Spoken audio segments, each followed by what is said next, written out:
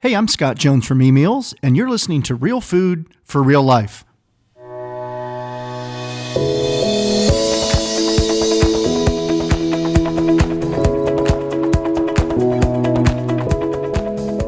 On this episode, I talk with Suzanne Ryan of Keto Karma. One of the things that really stood out to me about keto was that it was just like nobody was selling anything. It was just a lifestyle that I could do. It made sense. I was looking into the science behind it and how it worked. And it was really like the one thing that I hadn't tried. I was like, okay, like this looks reasonable. Like there's like real people doing it, talking about it. Mm-hmm. I don't have to like sign up for any programs or pay any money except for to buy food. And I think I was just kind of like maxed out with the weight loss industry. I'm like, yeah. I don't want to buy any shakes. I don't want to shove my food into small containers. Like I just want to learn balance. Like I want to learn how I can just live my life without obsessing about food all the time. This best-selling author tells us about her journey with keto, gives you tips on how to begin a keto diet, and shares how she was inspired to create her first cookbook, Simply Keto. Now, before we get to the interview, I have a few housekeeping items. First, send us your questions and comments. We read all of them. And if you have a suggestion for a future guest or a potential topic, I'd love to know that too. You can find us on Twitter at eMeals using the hashtag AskEMeals. We also have an email address. It's community@emeals.com. If you don't already subscribe to our podcast, subscribe today. It's simple to do. You can find us at itunes.com/podcast/Real Food for Real Life. And while you're there, leave us a review. And finally, if you'd like more information on eMeals and our variety of meal plan food styles, you can find us at eMeals.com. Try any of our meal plans free for 2 weeks, be it paleo, clean eating, or gluten-free. You can even have your shopping list sent directly to Walmart pickup at no charge, so your groceries are waiting for you. That's it. On with the show. Hey, Suzanne, welcome to Real Food for Real Life. How are you today? Hey, I'm doing great. Thanks so much for having me. Yeah, listen, I've been really excited about this opportunity to chat with you, and I know our entire food team has been anxious for us to tape this episode. They've submitted a lot of questions around the ketogenic diet, and we certainly see more and more of our subscribers who are either on our paleo or low carb plans asking about ketogenic diet, what it is, what it isn't. So let's jump right into it. There's no question that the ketogenic diet is kind of all consuming these days. It's a really hot topic. But I feel like there's also a lot of misinformation out there about the diet. So just help us understand, what is the ketogenic diet, or is there a small, medium, and large, and, just how do people approach it? Sure. Yeah. So, basically the very simplified version is that it's a high fat, low carb, moderate protein lifestyle. And basically, instead of burning glucose or sugar for energy, your body switches over to a natural process of burning ketones, which is like fat for energy. Mm-hmm. So it's a totally natural process, but it kind of switches up what fuel source your body is using for energy. I got it. And so, if someone were ate a typically low carb diet, how much more fat and how many fewer carbs are you looking at to kind of kick into that ketosis? Yeah, so the general guidelines are if you're under 100 grams of carbohydrates, you're generally considered low carb. And if you're under 50 grams of carbohydrates, it's generally in the ketogenic range. Most people, I would say, average around like 20 to 30 grams of carbohydrates when they're doing ketogenic. But, everybody has different macros. There's no one size fits all. It's really kind of like you can get a starting point with macro calculators that are out there. And that kind of gives you a foundation of like where you can start based on your age, your weight, your height, and your activity level. And then once you kind of get that, that's more of like a starting point. And then you have to kind of tweak things to your body and your life and figure out what's the ideal range for you. Right. And so I know a lot of our listeners and subscribers have asked, is this more of a short-term thing, or is this like an ongoing lifestyle way of eating? Yeah, so I am all about lifestyle change. After being a yo-yo dieter my entire life, I really just kind of realized that I needed to find something that I could stick to long term. So like a little backstory, like I've struggled with my weight for the majority of my life and was morbidly obese, like over 300 pounds. And every single diet I would try, some of them just weren't practical. Like I would go out to dinner and, if I would try to have any bit of social life, it's like I couldn't order anything out because it didn't fit within the plan, or Right. like I would try to do shakes. I tried everything that you can imagine to lose weight, and none of them were really things that I could really keep up long term. And I think one of the reasons why keto is really popular and really helping a lot of people lose weight is because it really is livable. You make very simple modifications to meals that you already enjoy, just to make them lower carb, higher fat, and you can still go out, you can still have a normal life. It doesn't interfere. It just becomes kind of like a new normal. So I definitely see it as a lifestyle change, because I definitely have learned from my own life that if you don't make changes that you're going to stick to and continue with, then you're just going to revert back to your old ways and the weight comes back on. So yeah. So it's definitely a lifestyle change. So I guess the other thing is because I really am interested in what you just said. I think that many folks feel like the ketogenic diet is very restrictive, but it sounds like there's some flexibility in there. So it doesn't sound like it's as restrictive as many people might think it is. One of the purposes of me writing Simply Keto, my book that's out, is to really break it down and simplify it for people, because I think there is a lot of science out there. And if you really like to get nerdy and dig into all of that, like it's totally great to do that. But if you just kind of want a foundation to understand like what it is, how to get started, the ins and outs of it in a really approachable way, that's what I tried to do with Simply Keto. So basically, there's two main formats that people usually start with. One is tracking their macros, like I told you earlier, like plugging your numbers into a macro calculator and tracking your food and kind of seeing how things work. And when you start like that, you don't necessarily have to do that forever, but I kind of consider it like a little educational period, because Sure. a lot of times there's hidden carbs in foods that we wouldn't expect, like garlic, for example. So it's like, it's kind of like a learning curve. And then I feel like once you kind of get the hang of it, you can kind of go off on your own. Now, some people don't want to ever track because it makes them feel obsessive and they just don't want to do it. And that's something that we kind of like call lazy keto. And I like that. Yeah. And that's just kind of like, that's just something that where people can, still stay under 20 grams of carbs. And the only thing that they're really keeping an eye on is that their protein is moderate and that their carbohydrates are low. So most of those people are still making sure that they're, in their head, they're kind of counting like, all right, how many carbs am I kind of eating during the day? And generally trying to stay below 30 grams. So, there's two ways of doing it, which is great because some people really like to track and see everything and some people don't. So there's something for everybody. Gotcha. And I know you have a calculator on your website, correct? Correct. Yeah. And I'm assuming that's easy enough and approachable for anyone, even for someone starting out to use. Yeah. We tried to really simplify ours because there's some online that are just super confusing and they ask you to calculate all this stuff that is a lot of people don't really generally know. So we have ours set up that it's like really easy to understand. It's ketokarma.com/macros. And basically on there, what it does, the main thing that it does is it portions out like the percentages and the ratios that a ketogenic diet is. Yeah. And the main thing is like your protein, even though it is moderate, it is important that you're getting sufficient protein, because if you cut way too much, if you cut your protein way too low, then your body actually starts burning your lean body mass, your muscle tissue, instead of fat. And we don't want that. We want to preserve the lean body mass. So it'll take your weight and height and your activity level and say like, okay, well, what's the baseline of what you need for protein? And then the rest around it is your fat and your carbohydrates. So depending on your activity level, that's like the main thing. And then everything else kind of falls around that.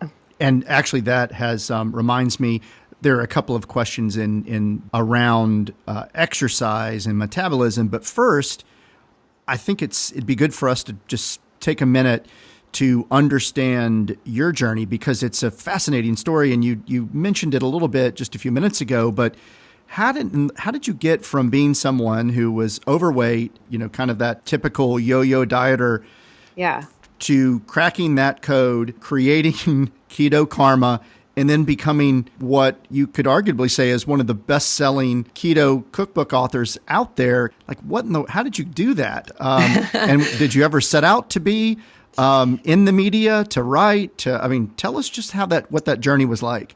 Yeah. So honestly, after just struggling with my weight for most of my life, it just really, it kind of set the course of a lot of things in my life. And I really struggled with self-esteem and just kind of feeling like I never really fit in. And I just had a lot of just depression and I didn't feel good in my body. And, when I was over 300 pounds, I always say that I felt like I was sitting on the sidelines of my life because there's so many things that if you don't struggle with obesity, like sometimes you don't even think about it. Just like not being able to fit into a chair or not being able to go on rides at amusement parks or, like when you're walking through a restaurant, like kind of looking in advance to see if you're going to be able to fit through the spaces. Like there's so many things that it affects your daily life. So, that really kind of wore on me over the years. And with trying so many times to lose weight and failing every time, I was like, I can't, I want to change so badly, but I can't figure out how. And eventually I just gave up because I was like, I've literally tried everything and nothing is working. And maybe this is just what my life is going to look like. So you get to that low point, but there had to be a tipping point when you decided you were going to take charge or take action. For sure. So I found out about the ketogenic diet actually on Reddit, and they have a thing on Fridays where people post their progress pictures. And one of the things that really stood out to me about keto was that it was just nobody was selling anything. It was just a lifestyle that I could do. It made sense. I was looking into the science behind it and how it worked. And it was really the one thing that I hadn't tried. I was like, okay, this looks reasonable. There's real people doing it, talking about it. I don't have to sign up for any programs or pay any money except for to buy food. And, I think I was just kind of maxed out with the weight loss industry. I'm I don't want to buy any shakes. I don't want to shove my food into small containers. I just want to learn balance. I want to learn how I can just live my life without obsessing about food all the time. So I found out about keto, and at the time, after my daughter was born, for the first year, we were pretty good to go because, when they're babies, they lay around a lot. But when she started getting more active, I was like, uh-oh. So, I was waking up after sleeping 9-10 hours at night, absolutely exhausted. My joints would pop when I was getting out of bed. I just had zero energy. So, I was definitely motivated to make a really big change because I wanted to be around to see her grow up. And I knew that I was going to be heading for some serious health problems if I didn't make some changes.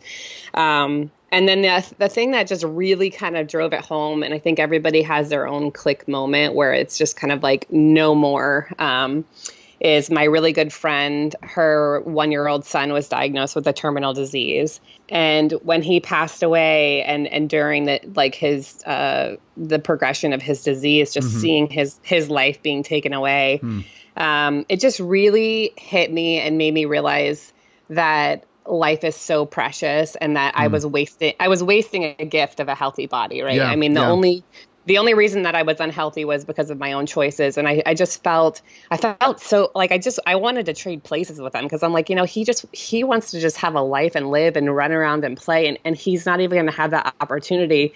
And here I am healthy, except for what I've done to myself. And I'm just wasting my life. So, that day I signed up for a 5K. I was 300 and I was definitely around 300 pounds at the time. And I'm like, oh God, this is going to be really interesting. But I feel like I need to just at least do something where, I'm accountable and I need to start something. So even now to this day, every single year, for Lucille Packard, I do a 5K in his memory. And it's just a great reminder that life is really precious and that we really do need to take an active part in our health. So I signed up for the 5K. I walked it mostly, but it's been fun because the first one I had a 2XL race shirt and I walked it. And every year, this last year, I was in a size small race shirt and I ran the whole thing. So it's just been cool to it's been cool because every year I order a smaller race shirt. So yeah, I think in that moment though, I was just all right, Suzanne, this is time to start taking things seriously. Tomorrow's not promised. And I am going to do everything that I can to live in his honor and to just really just be in the moment and take care of myself. So that was it. I was like, wow, no more, no more. What an inspiring story. That's tremendous. And so then at what point did you decide that you were going to create a website or start, writing and developing recipes? Had you had a background in writing or food or science or anything? So this is the part that's always funny. So generally, like the very first thing that I did was I started a YouTube channel. And the main reason why I did that is because I really wanted to connect with other people who were going through the same thing that I was, or just talk to other people who were struggling with their weight. Because even though I had great friends and family, none of them are really struggling with their weight like I had. And I just felt this strong desire for a support system and to connect with other people. And I've always really loved people, and I've always wanted to help people. I actually went to school for ultrasound, and so I went into the medical field thinking like maybe this will be like the thing that I can do to help people. But it just didn't feel that like fulfilling to me. I was like, I feel like I'm rushing patients in and out. I don't really like get to talk to them about anything because it's like, I can't, it's just, there's so many limitations. And I always wanted to do more to help, but I just didn't really know what it was going to be. Mm-hmm. And so I started the YouTube channel, and I filmed every weekend for a year. From 10 weeks, it was a lot of work, but it was just so great to connect with people week after week. And so you can watch actually my entire weight loss journey from 10 weeks in to a little bit past a year. And in each video, you can see kind of like my face change and just like my outlook change. And it's like you go through like every step of it with me. So that was just like a really cool thing to do. And then, I started doing Instagram and Facebook and just all these other areas to connect with people in other ways. And then, the next thing I knew, it was just kind of exploding. And I was so passionate about it. And I loved talking to the people who were going through the same things and helping. And next thing I knew, Victory Belt had reached out to me about writing a book. And initially I was like, oh God, this is scary. Like I have I have no idea if I can do this. But, again, I was like, you know what? Like, you just have to go for it. Like, you just, like, you can't let fear hold you back. I let fear hold me back for so long in my life. So I said, sure, like, let's do it, because I really wanted, I felt like there was a book missing in the space to really just be simple and encouraging. And so, I just kind of put my heart and soul into that book, and it was definitely a learning process, but like, it was just so wonderful. Yeah. And now, just for context, had you already started the Keto Karma website in between there, like post YouTube and before book, or like, where did the website come in? Yeah, so I basically started the website when I launched all the social media stuff. So I think, so I launched my YouTube channel about 10 weeks after I started. So that was in 2015 that I launched my YouTube channel, and my blog and all of the social media was like shortly after. And then we've been kind of like building it up. I kind of let my blog stay stagnant for a while because I'm also a mom, and I have the house to, have so many things that I'm juggling. You have a life. Yeah, like there's so much going on. So all of that, the website and the social media came pretty much at the same time, like toward probably like mid 2015. Yeah. So I just have to ask, because a lot of people write cookbooks, but it's an entirely different thing. Like when you wake up one day and you have one of the best-selling cookbooks in your category in America. Yeah. Is this like beyond your wildest dreams? Yeah. I mean, honestly, I just honestly feel like, especially the last year with like doing the book tour, like being able to go on the road and meet people. And, earlier this year, I got to go on the Today Show and live with Kelly and Ryan. And it's just like, that's amazing. It was just unbelievable. I mean, my life now to how it was 3 years ago is just so different. And, I just can't help but just feel so thankful that I've had these opportunities to be able to reach more people struggling, because for me, it's all about I just really want to help people. Sure. And I especially want to help people who are feeling stuck like I had, because I know how lonely and defeating that can feel. Yeah. And I don't want anyone to feel that way. So it's just like, for me, like, it's great that the book is like successful, but to me, it's more, what I'm the most proud of is that, like, obviously it's like striking a chord and really helping people. And it's such a good feeling and totally unexpected. Yeah. Yeah. And I'm sure that when you're able to do these book signing tours, or even to do public appearances like today's show and things like that, you get a chance to actually meet these people face to face. And, you have that amazing empathy with what they're going through, and you're somehow able to connect and help them and maybe give them that final piece of encouragement that they need to take the next step. Yeah, because I think, one of the things that I'm really passionate about is talking about the mindset and the struggles that we go through, and really working on, like, also the mental health side of things, because I think it's something that we don't talk about enough with weight issues and food addiction and just different ways that we deal with life and stress. So, Sure. That's such an important side to it, as really investing in yourself, working on self-love, learning new ways to deal with, like, stress and anxiety. And, so I just think it's so good to talk about the entire package, because in the world, especially of social media, it can be so easy to make everything look so perfect and so dialed in. And, like, while that's pretty to look at, it makes a lot of people feel like they're not doing good enough, or that, they get into that awful thing of comparison. And I think that it's actually more important for us to talk about the things that we're struggling with, or the things that are bothering us, or, just things that we're going through that is, like, real life, because ultimately, like, we're all struggling with something. And Yeah. if we talk about it, we don't have to feel alone, Sure. and we can work through it. Like, we don't need to see, like, all the highlight reels. Like, we need to see real life and real struggle and get through it all together. Absolutely. Absolutely.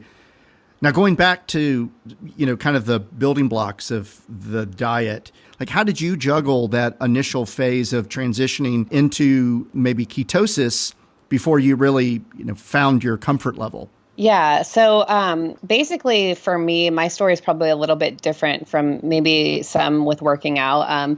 So because in previous dieting attempts and different things that I would try to do to lose weight, I would start day one with, like, all right, I'm going to change what I'm eating. I'm going to join a gym. I'm going to log my food. I'm going to journal how I'm feeling. I'm going to, like, do all these things, and it's going to change now. And you're exhausted by the time you're just doing that. Yeah. And so, like, I realized, like, okay, hold on. Like, even though, like, I know why I did that, because I wanted to change so badly that I was just like, please, like, I want this change so bad. I'll do it all. But what I learned through so many attempts was that really what the key thing for me is dialing in one thing at a time. And I think it's super important that starting with your nutrition, especially if you have a weight issue or a food addiction issue, starting with what you're eating is, in my opinion, the most important step.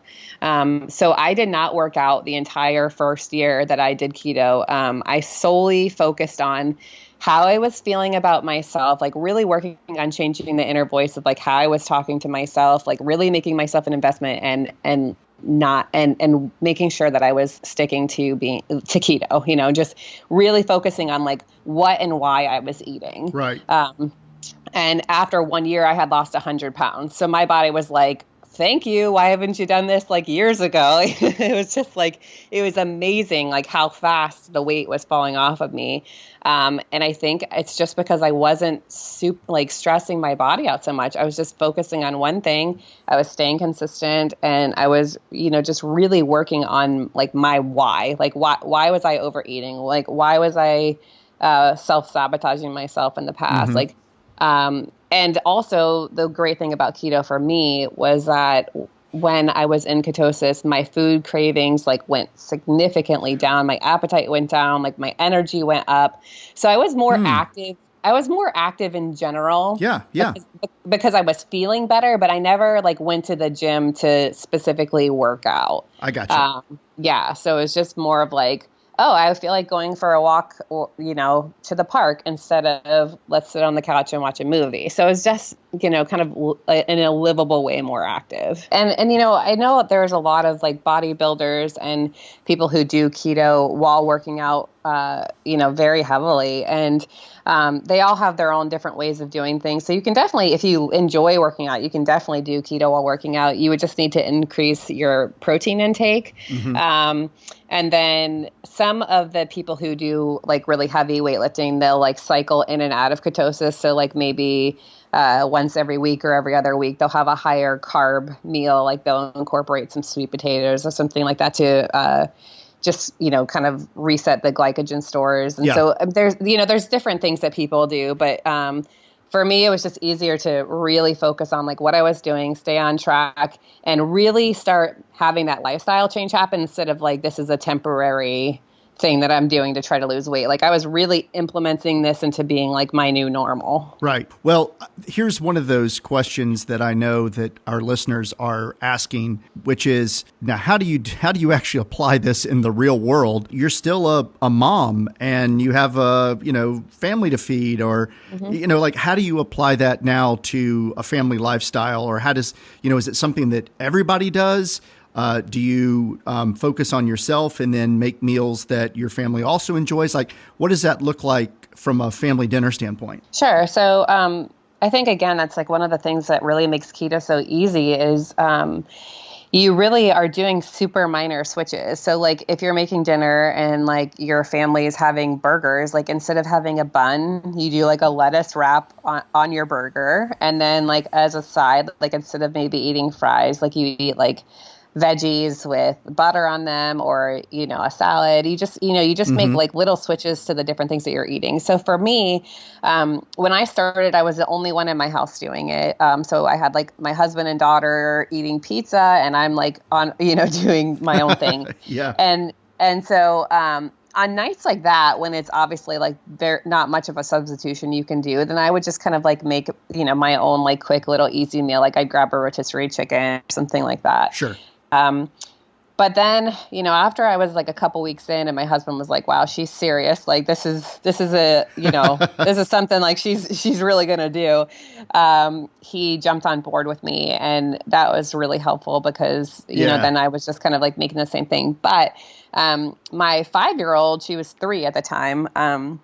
She's definitely not keto. I don't think she needs to be. So I think I would say she like eats a little bit lower carb than some kids, because it's actually kind of funny, because I think for her, seeing me like taking bread off stuff, like sometimes like I'll give her a sandwich and she'll like take the top piece of the bread off or something. I think she's just kind of like, and I haven't told her to. I mean, I definitely talk to her about nutrition, because I think it's really important that we give our kids a foundation of like what's in different foods. Of course. And, but I definitely don't want to like overdo it where she's like hiding food from me and like feeling like I'm like on top of her for her food. So it's like, we have this happy balance. Like when she goes to a birthday party, like I'm like, girl, go get yourself a piece of cake. I'm not going to say like, oh, like I just feel like it, my main things that I try to do with her is like, we don't go get food because we had a bad day. Like we don't, like this isn't how we deal with emotions, and it's like, it's not like a reward. Got it. So yeah, so this is kind of like how we try to really help her with things like that. Because for me, food was very much like a way that I dealt with emotion. So it was like happy, sad, celebrating something. I mean, like even with being in school, it was like, read enough books and you get a personal pizza. It's like, there was so many things that really made food the reward for me. So yeah, that's really my main focus of that. But the nice thing is really like, even if I have company coming over for dinner, like let's say we're making like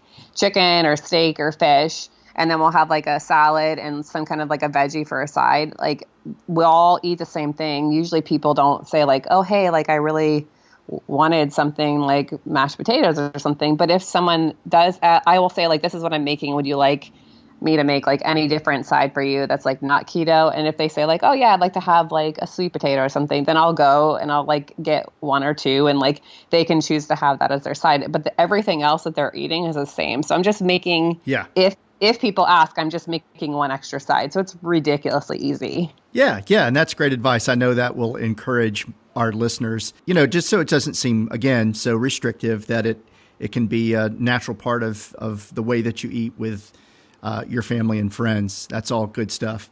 Yeah. So, Suzanne, before we go, I have to ask about 2018. Are you able to take a deep breath, or is your plate even more full now? Like, what's in the future for you? Yeah, so I really am just focusing really heavily on putting more information and helpful things onto the website. So I'm working a lot on ketokarma.com and just really just having it be a great resource for people and some nice and easy recipes. And then I think upcoming, we're keep kicking around a couple different things. I have a couple projects in the works, a couple more media stuff coming up. Yeah. Some of it's secret right now, but there's definitely a lot going on. I think it's just kind of ramping up, and I just really couldn't be more excited to get out there and, help people and keep everything going. So yeah, there's a lot coming up. Well, that's exciting. And I'm thrilled that you have good things happening to you, because it certainly sounds like you have approached this with the right mindset and with the right objectives and goals in place. So good for you. Thank you. Thank you so much. Well, listen, thank you so much for your time, Suzanne. It's been a real pleasure chatting with you, and I appreciate your candor and for all of the expert advice that you've shared. And once you are able to reveal a little bit more about some of these upcoming plans, maybe you'll come back and visit us. For sure. I would love that. Thank you. You've been listening to Real Food for Real Life. Subscribe today and you'll never miss another episode. You'll also have access to past episodes with terrific guests ranging from cookbook authors to paleo experts, to clean eating experts, to fitness pros. You can find us at itunes.com/podcast/Real Food for Real Life. And when you subscribe, be sure to leave us a review. You can also find us on other popular podcast apps like Stitcher and Google Play Music. If you have questions about this episode or our podcast, feel free to email me at community@eMeals.com, or you can tweet them to me at eMeals using the hashtag AskEMeals. To get more information on eMeals and our variety of meal plans, visit us at eMeals.com. Until next time, I'm Scott Jones. Thanks for listening.